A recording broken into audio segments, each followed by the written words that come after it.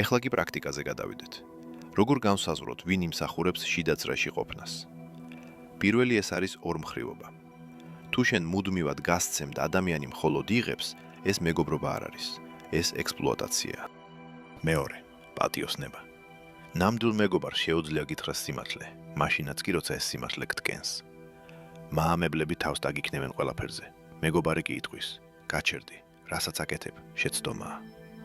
მესამე, სტაბილურობა. ადამიანი, რომელიც დღეს აქ არის და ხვალ უჩინარდება, არ არის სანდოს აყდენი. ნამდვილი მეგობარი პროგნოზირებადია, კარგი გაგებით. მეოთხე, გავლენა. დააგვირდი საკუთარ თავს. შეხვედრის შემდეგ ენერგია გემატება თუ გეცლება. სწორი ადამიანები გმუხტავენ, არასწორები გფიტავენ. მეხუთე, ზრდა. ნამდვილი მეგობრები ხარობენ შენი წარმატებით. სრულ მეგობრები კი საფრთხეს გრძნობენ.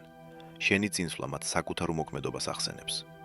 და ბოლოს, რა უნდა გააკეთო თუ ხედავ, რომ შენს წრეში არიან ადამიანები, რომლებიც ამ კრიტერიუმებს ვერ აკმაყოფილებენ. დრამა და ჩხუბი არ არის საჭირო, უბრალოდ დაიჭირე დისტანცია.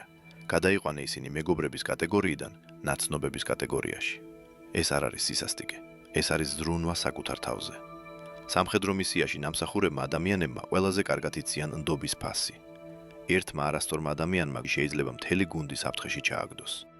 შენი ცხოვრებაც ერთგვარი მისია და შენს გარშემო მყოფი ადამიანები შენი გუნდი. აირჩია ისინი ისე, თითქოს ამაზე იყოს დამოკიდებული შენი სიცოცხლე, რადგან სინამდვილეში ასეც არის.